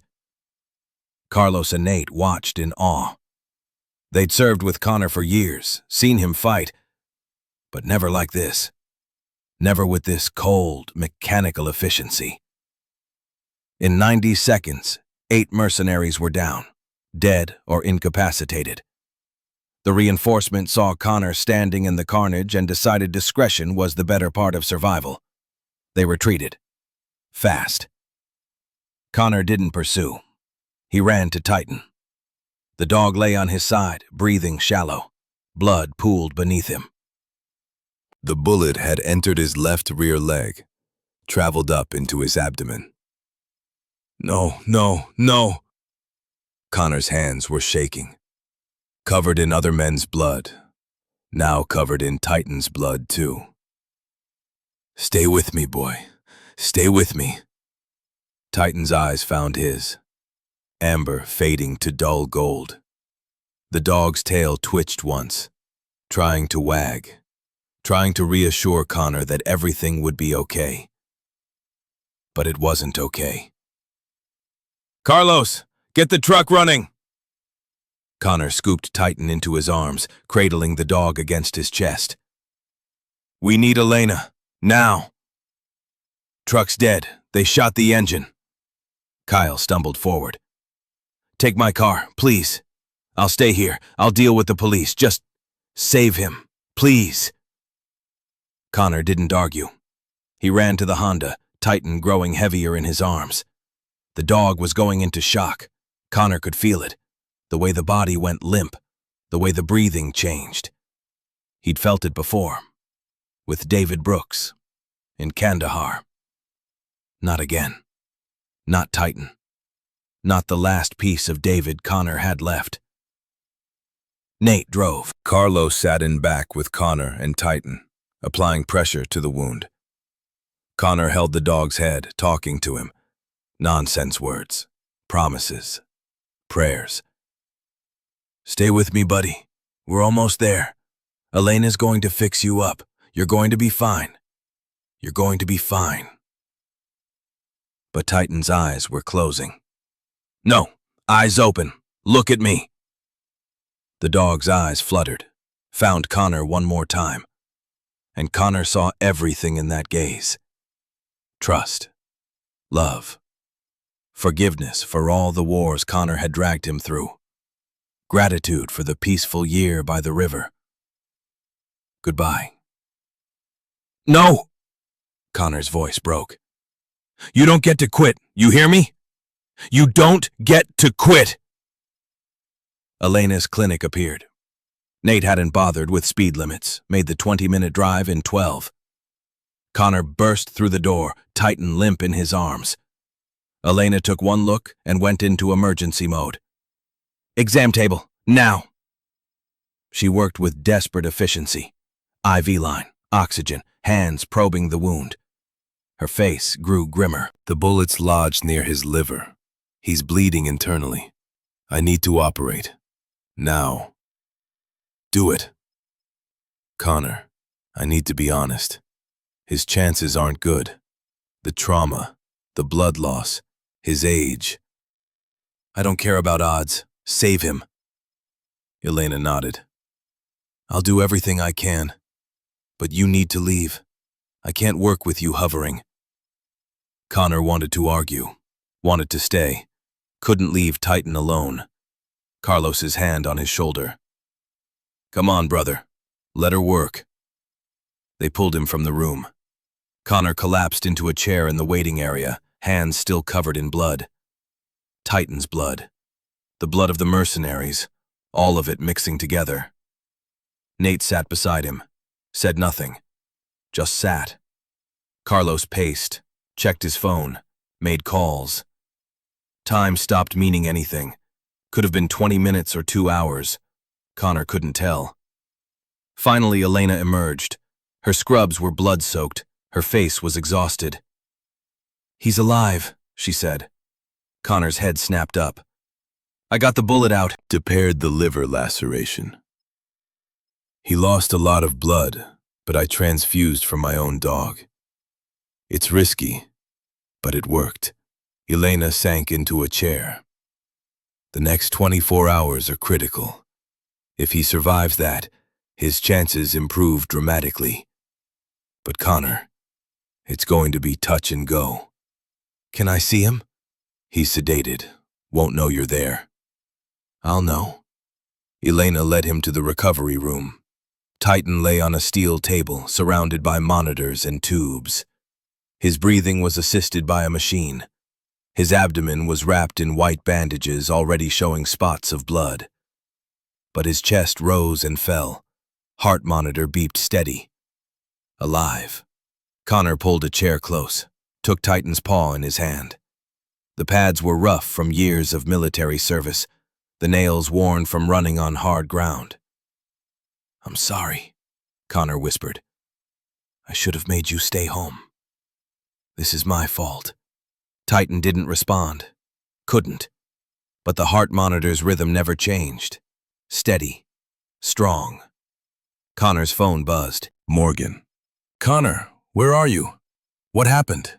We heard about the gas station on the police scanner. Multiple casualties. Are you? I'm fine. Carlos and Nate are fine. Titan's... Connor's voice caught. Titan's in surgery. He got shot, saving my life. Silence. Then, I'm so sorry. What's happening at the house? The surveillance vehicles pulled out an hour ago. All 3 SUVs, just left. Dex thinks they're regrouping for tonight. Tonight. The boat run. The operation they'd been planning for. Connor had almost forgotten. What time is it? 1500 hours. 8 hours until the run. Morgan paused. Connor, we can postpone. We can tell Webb we need more time. Titan needs you. Connor looked at the dog lying unconscious on the table. Fought for his life because Connor had asked him to. Because loyalty ran deeper than self-preservation. No, Connor said. We finish this tonight. For Titan. For Kayla. For every woman they've taken. Connor. Tonight, Morgan. We end this tonight. He hung up and turned back to Titan. Leaned close. Whispered into the dog's ear. I'm going to finish this fight, boy. For both of us. And when I come back, you better be awake. Because we've got a river to watch. You and me. Just like we planned. Titan's paw twitched in Connor's hand. Just a reflex, probably meaningless, but Connor chose to believe it was a promise. Act 3B. The Final Gambit. Connor returned to the property at 1700 hours, 5 hours until the boat run. His hands were clean now, but he could still feel Titan's blood on them, could still see those amber eyes fading. The team had fortified during his absence, new defensive positions, better sightlines. Dex had rigged motion sensors that would give 30 seconds warning of any approach. Luther met Connor at the door. The old man took one look at his face and knew. The dog? Alive, barely. Elena's with him. Luther nodded. Then we make sure his sacrifice counts for something. Inside, the house had transformed into a command center. Maps covered every surface. Surveillance feeds streamed to laptops. Radios crackled with encrypted traffic. Morgan was coordinating with Agent Webb. Nate was running facial recognition on the gas station mercenaries. Carlos was loading magazines with the methodical patience of a man who knew ammunition was life. Dex pulled Connor aside. We've got a problem. Just one? The boat schedules Kyle mentioned. I cross-referenced them with tide charts and Coast Guard traffic data. There's no run tonight. Connor's blood went cold. What? Think about it. The gas station ambush, the surveillance teams pulling out, radio silence from Prescott. They know we're onto them. They've scrubbed the operation. or moved it up. Morgan appeared, phone in hand. I just got a tip from a deputy I trust, one of the last honest ones. He says Warren and 3 others left the department this afternoon. Told everyone they were taking personal days. But he saw them loading boats at a private marina. What time? 90 minutes ago. Connor checked his watch. 17:15. If they'd launched 90 minutes ago, boats moving upriver at normal speed. They're coming now, Connor said. Not at 2300. Right now. That's impossible, Dex said. Webb's people aren't in position yet. Coast Guard won't be ready for hours. That's exactly why they moved it up. They know we're coordinating federal response, so they're hitting us before the cavalry arrives. Connor grabbed his radio. All stations, this is not a drill. Boats inbound. ETA 30 minutes. Weapons hot. Rules of engagement. Capture if possible. Eliminate if necessary. He turned to Morgan. Get Webb on the line. Tell her we need immediate response. Helicopters, fast boats, whatever she's got that can get here in under an hour. Morgan was already dialing. Connor pulled up the river charts, studied the approach vectors. If they were coming now, in daylight, they wouldn't use the main channel. Too exposed. Nate, what's the eastern tributary status? Nate pulled up satellite imagery. Narrow, shallow in places, but navigable for smaller boats. Provides cover for most sightlines. That's how they'll come. Carlos, take 2 of Luther's rifles and set up on the eastern ridge. You'll have first contact. Don't engage unless they're hostile. And if they are hostile, then turn that tributary into a kill zone. Carlos nodded and headed out. Connor turned to the rest of the team. This is it. Everything we've prepared for. They're coming for us. For Morgan, and for whatever evidence they think we have. They will not stop. They will not negotiate. So we hold this ground until federal support arrives. Clear? Clear, Dex said. Clear, Nate echoed. Luther chambered around in his old rifle. Son, I've been waiting for this fight since they killed my Martha. Let's give them hell. Morgan hung up. Webb scrambling everything she has. Closest assets are 45 minutes out. Then we hold for 45 minutes. Connor's phone buzzed. Elena. Titan's awake, she said without preamble. Vitals are stable. He tried to stand when he heard your voice on my phone. I had to sedate him again. Connor felt something loosen in his chest. He's going to make it? If he survives the next 12 hours, yes. He's a fighter, Connor, just like his person. Tell him I'll see him soon. I will. Now go finish this so you can keep that promise. Connor hung up and looked at his team. Titan's going to live. So are we. And those women out there in those boats, they're going to live too. Because we're going to pull off the most impossible extraction of our careers. We're not just defending anymore? Dex asked. No. We're taking the fight to them. Connor pointed to the map. Nate, you're going to infiltrate their staging area here, at the old lumber mill. We know from Miguel's files they use it as a transfer point. If the women are still on the boats, that's where they'll be. That's a suicide mission. It's a reconnaissance mission. You get in, confirm the presence of victims, mark their location with IR strobes, then get out. Webb's teams will know exactly where to hit. And if I'm compromised? Then we improvise, like we always do. Nate pulled his gear. Going dark in 5. Connor turned to Morgan. I need you to do something that's going to feel wrong. What? I need you to let yourself be bait. Morgan's eyes narrowed. Explain. Reyes wants you. Specifically asked for you on the phone. He thinks you have information that can hurt him. So we give him what he wants. Or make him think we are.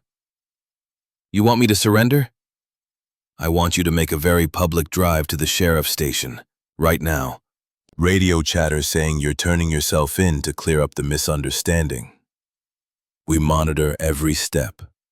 The second they move on you, we move on them. That's insane. It's tactical. We split their focus. Half their force goes after you, half stays on the boats. Makes both targets easier to hit. Morgan thought about it. And what about the part where I'm a sitting duck? Dex follows in Overwatch. Carlos shadows in a civilian vehicle. The second things go sideways, you've got two of the best operators in the world pulling you out. The second things go sideways, Morgan repeated. Not if, when. I won't lie to you. This is dangerous. But Kayla's on one of those boats, and the only way we save her is by making Blackwood think he's winning long enough for us to get into position. Morgan holstered her weapon. Let's do it. For Kayla. She left in her civilian Honda, broadcasting her location on police frequencies. Dex and Carlos followed at distance. That left Connor, Luther, and the property to defend. Just you and me, old-timer, Connor said. Luther grinned. Reminds me of the Chosin Reservoir. Surrounded by Chinese, frozen solid, no ammo, and somehow we still made it out. How? By being meaner than the enemy, and more stubborn. Luther checked his rifle. You got that in you, son? Guess we're about to find out. The radio crackled. Carlos's voice. Contact. 3 boats entering eastern tributary. I count 12 hostiles. Armed. They've got something large in the middle boat, covered with tarp. Could be cargo. Could be people, Connor said. Hold fire unless they fire first. We need them to commit. Minutes ticked by. Connor watched through binoculars as the boats approached. Slow. Cautious. The men aboard were professionals, body armor, military weapons. These weren't deputies or local thugs. These were Victor Reyes's personal assets. The boats reached the junction where the tributary met Connor's property. Slowed. Stopped. A man stood up in the lead boat. Tall, well-dressed despite the tactical situation. Salt and pepper hair. Cruel eyes. Victor Reyes himself. Connor's radio crackled with a transmission on an open frequency. Connor Dalton, I know you're watching. I know you're planning something heroic. So let me make this simple. Victor gestured. 2 of his men pulled back the tarp on the center boat. 11 women. Bound. Gagged. Terrified. Ages ranging from late teens to mid-20s. Connor's breath caught. Morgan's cousin Kayla was third from the left. These women are my leverage, Victor continued. You want them to live? Then you give me what I want. Morgan Hayes. Alive. Unharmed. You have 10 minutes to produce her or I start throwing bodies in the river. 1 every minute. He pulled out his phone, checked the time with exaggerated care. 10 minutes, Mr. Dalton. Tick-tock. Connor's mind raced. Morgan was 15 minutes away at the sheriff's station. No way to get her back in time, even if he wanted to. And Victor knew that. This wasn't a negotiation. It was execution disguised as one. Luther, Connor said quietly. How good a shot are you these days? At my age, mediocre on a good day, but I can still hit center mass at 300 yards. The boats are 400 out. Can you make that? Luther squinted through his scope. 50-50. Why? Because I need you to take a shot at Victor Reyes.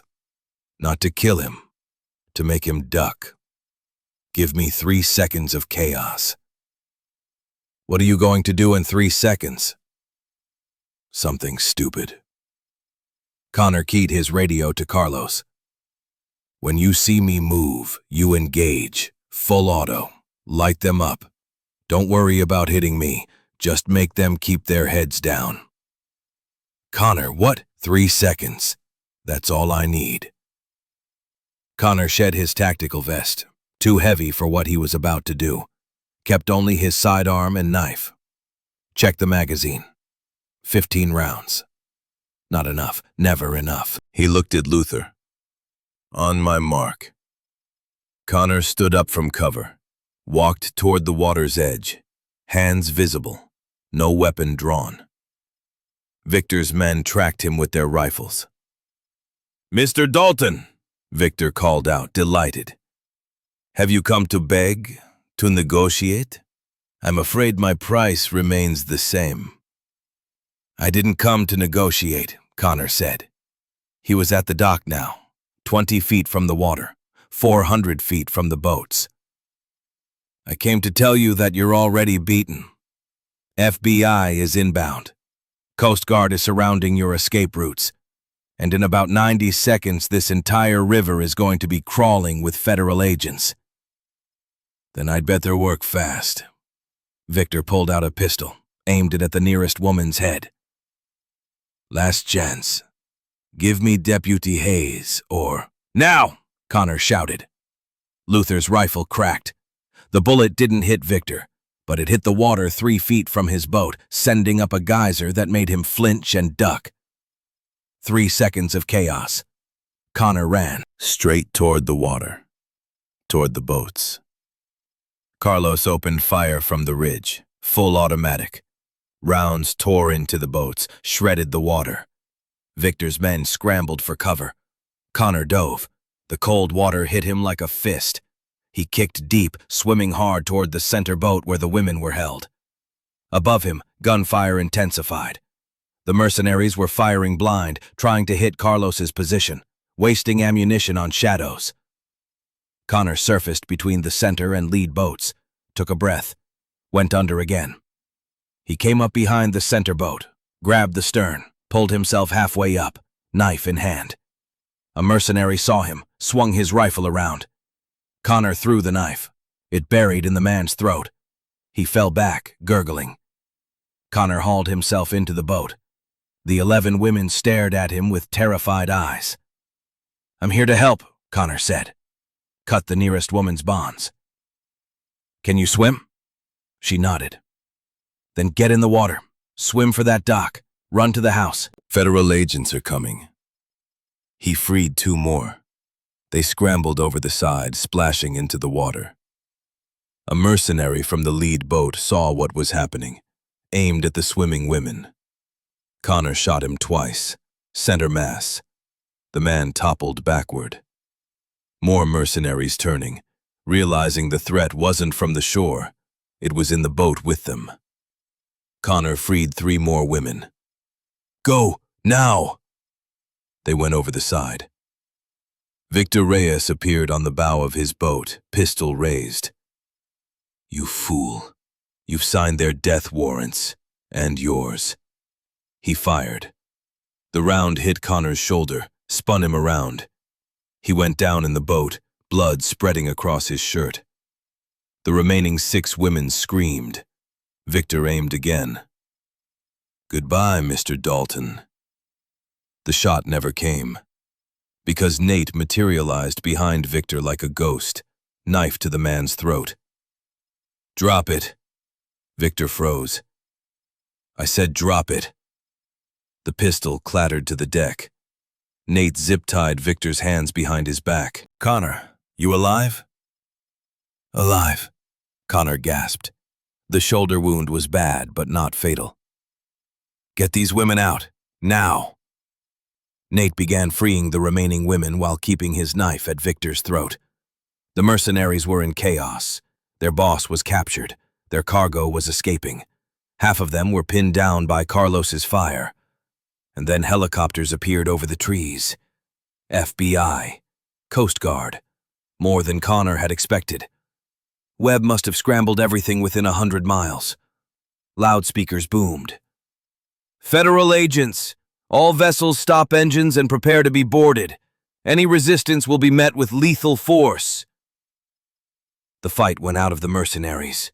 Weapons were dropped. Hands went up. It was over. Connor lay in the boat, watching blood pool beneath him, thinking about Titan, about David Brooks, about all the battles that had led to this one, thinking that maybe, finally, they'd won. Act 3. C. Redemption's Light. Connor woke up in a hospital. Again. White walls. Beeping monitors. The smell of antiseptic. Elena Voss sat in a chair beside his bed. "You know," she said, "when I became a veterinarian, I thought I'd be treating cows and horses, not performing field surgery on Navy SEALs." Connor tried to sit up. Pain lanced through his shoulder. "How long?" "2 days. You lost a lot of blood. The bullet nicked your subclavian artery. You're lucky to be alive." "Titan is 3 doors down, making a full recovery. He's been asking for you." Elena's smile was genuine. "Well, barking for you. Same thing." "The women?" "All 11 rescued, safe, being debriefed by FBI. Most are malnourished and traumatized, but physically okay. Morgan's cousin Kayla hasn't left her side for 48 hours. Connor closed his eyes. Relief washed over him. "Victor Reyes?" "In federal custody, singing like a bird, gave up his entire operation, names, locations, financial records. He's facing life in Supermax." Elena leaned forward. "But Connor, there's more. Something you need to know." "What?" "They found evidence of a much larger network.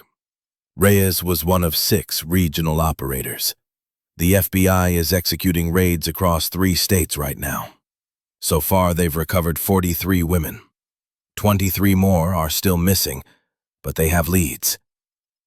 43 women. Connor tried to process that. 43 lives saved because he'd refused to look away. "Sheriff Blackwood?" "Arrested. Cooperating. Trying to cut a deal. Won't help him much. The evidence is overwhelming." "Hank Prescott?" Elena's expression softened. "That's complicated. He was arrested too. But the recordings Kyle provided show clear coercion. Reyes was threatening Kyle's life. Hank's lawyer is arguing duress. He'll still do time, but maybe not life." "And Kyle?" "Gave a full statement, turned over every document his father had. Then disappeared. Left town. His brother Danny says he couldn't face what his family had become." Connor nodded slowly. "Kyle Prescott, 24 years old. Spoiled. Arrogant. But in the end, brave enough to do the right thing, even when it cost him everything." "How's Morgan?" "You should ask her yourself." Elena stood and opened the door. Morgan Hayes walked in. She looked exhausted, dark circles under her eyes. But there was something else too. Peace. Purpose. "Connor," she said. "Deputy. It's detective now. They promoted me. Effective immediately. I'm heading the new interagency human trafficking task force." She sat in the chair Elena had vacated. "They want me to recruit a team. People with experience. People who know how to fight. People who won't quit when things get impossible." "Sounds like a good job for someone." "I was thinking you. Dex, Carlos, Nate, if we can find him." Connor looked out the window. Sun was setting over the river, gold and copper light painting the water. "I'm done fighting, Morgan.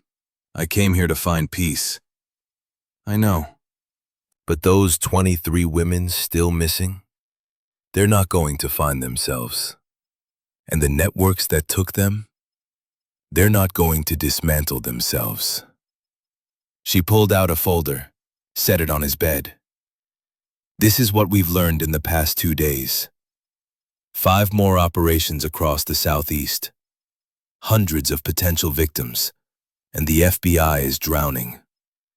They need people who can move fast, who can operate in the gray areas, who care more about saving lives than following procedure. Connor didn't open the folder. "I'm not asking for an answer now," Morgan said. "You need to recover. Titan needs to recover. Take all the time you need.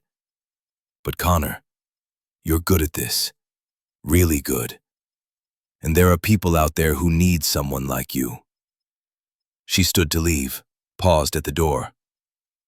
"For what it's worth, Kayla wanted me to tell you thank you. She said you could have run when the shooting started, could have saved yourself. But you didn't. You came for her.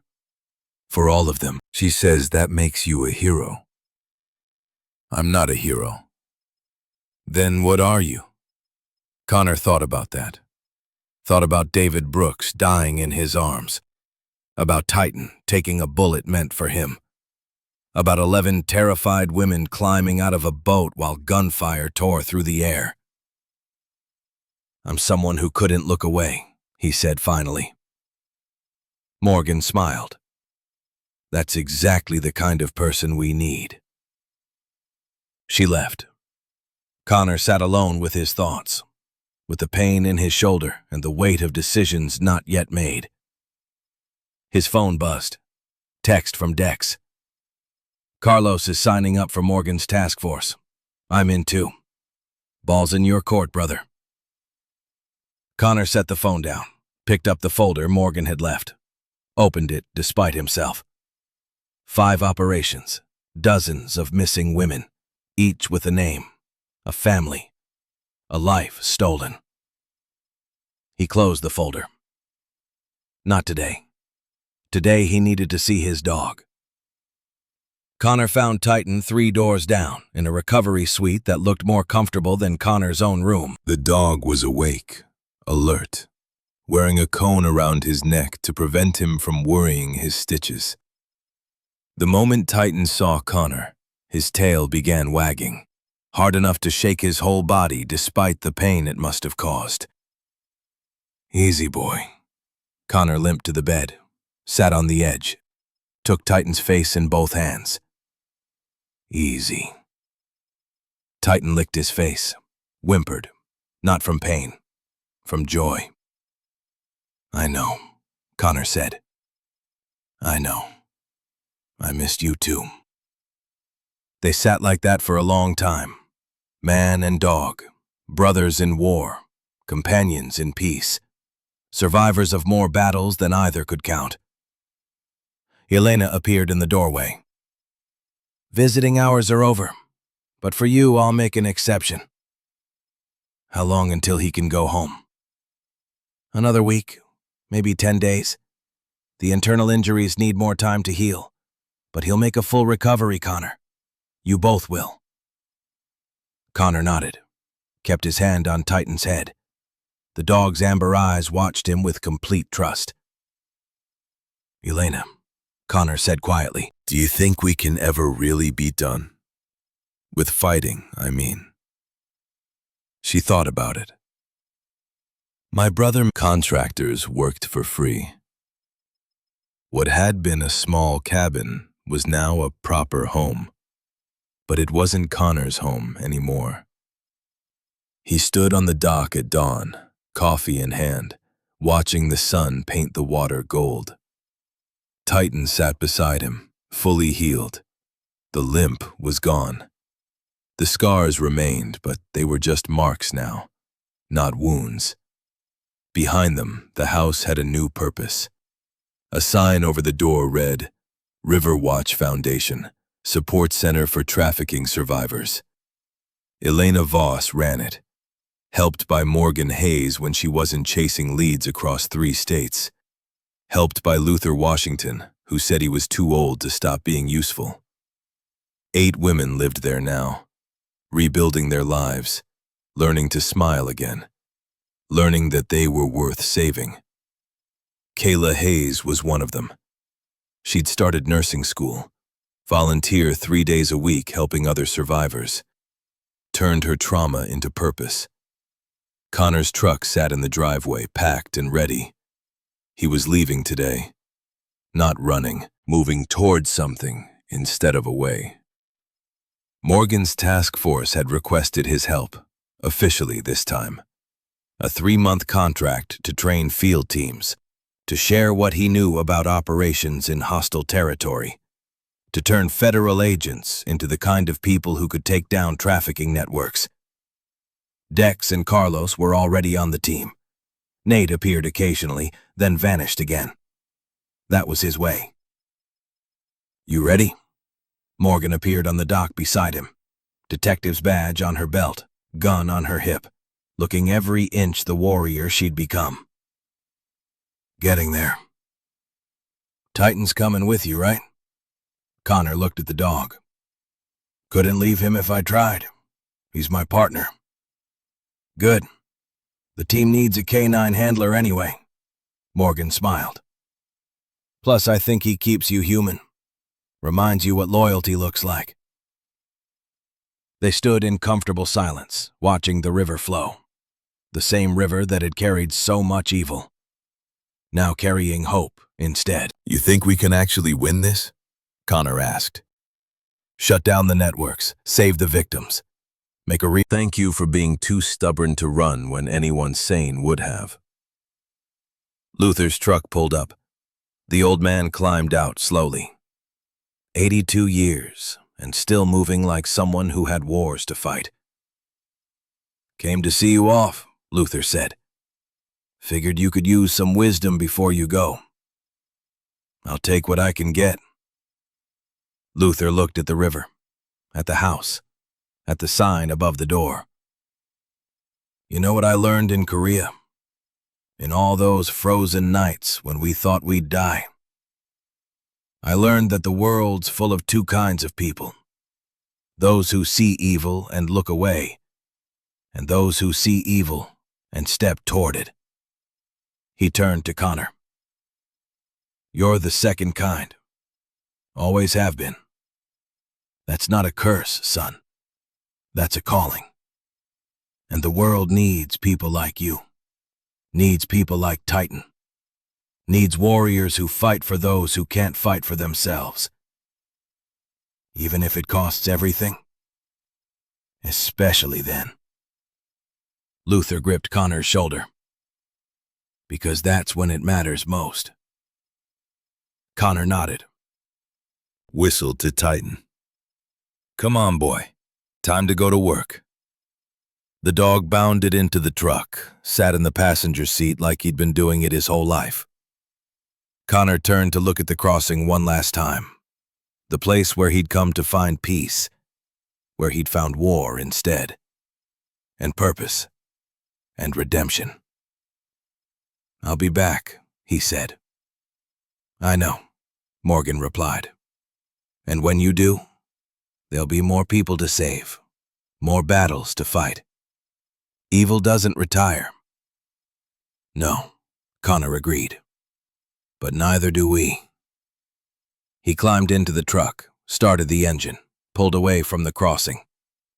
In the rearview mirror, he saw Morgan and Luther standing on the dock, waving, holding the line while he moved to the next battle.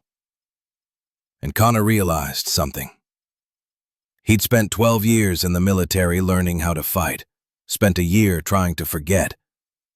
And now he'd spent however long it took using those skills to save lives instead of end them. That wasn't running from war. That was finding peace within it. Titan's head rested on Connor's leg. The dog's amber eyes watched the road ahead.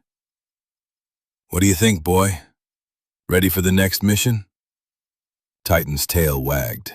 That was answer enough. The truck rolled north, toward Tennessee, toward 5 missing women, toward the next impossible fight. Behind them, the river kept flowing, carrying secrets, carrying hope, carrying the promise that as long as people like Connor Dalton refused to look away, evil would never win completely. The sun climbed higher. The road stretched on. And somewhere ahead, women who'd lost hope waited for rescue. They wouldn't wait much longer, because the watch continued, and it always would.